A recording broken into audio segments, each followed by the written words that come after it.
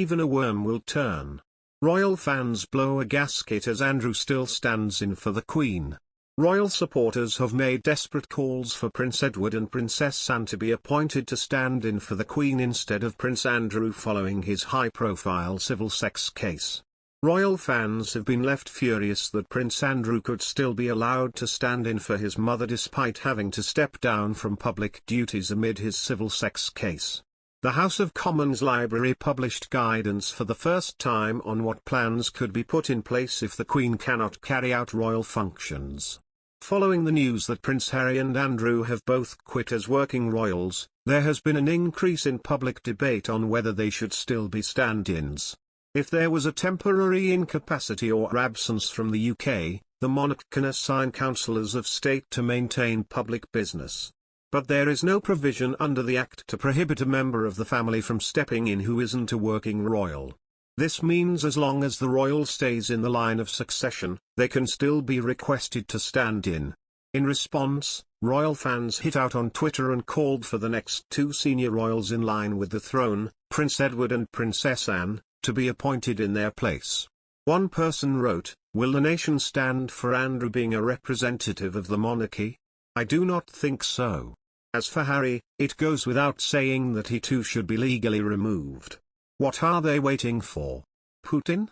While another person commented, "Andrew and Harry are not part of the firm and should have no right at all concerning the monarchy or Great Britain." A third user said, "I hope he and Andrew will be replaced ASAP." Another person said, "Neither of them should be Caesar as Harry isn't even resident in the UK anymore. The less said about Andrew the better. Promote Anne and Edward." Prince Andrew has settled the civil sex case brought against him by Virginia Giuffre.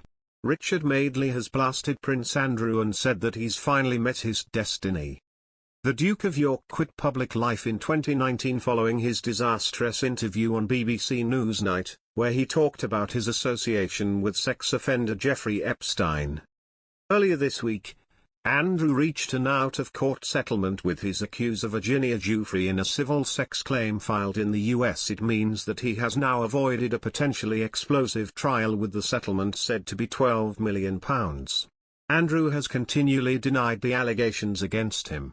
Writing in his column for the Daily Express, Madeley said, "It gives me no pleasure to say that for 3 years I've been predicting the Duke's ruin and that he'd settle out of court with Virginia Giuffre, who says he sexually assaulted her on 3 separate occasions when she was 17 and he was already in his 40s. I've lost count of the times my jaw has hit the floor after the accusations surfaced."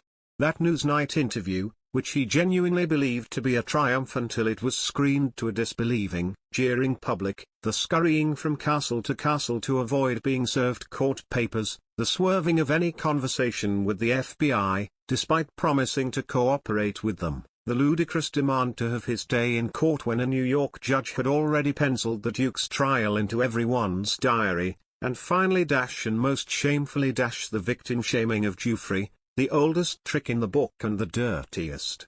There was no victim shaming in the terms of this week's settlement. Just ringing praise for the bravery of Ms. Giuffre and other survivors in standing up for themselves and others. Not so much a U-turn as a handbrake one.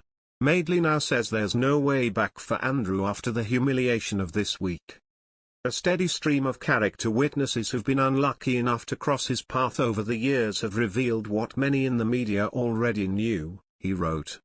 He's a deeply unpleasant man, a high-handed, rude, and entitled bully.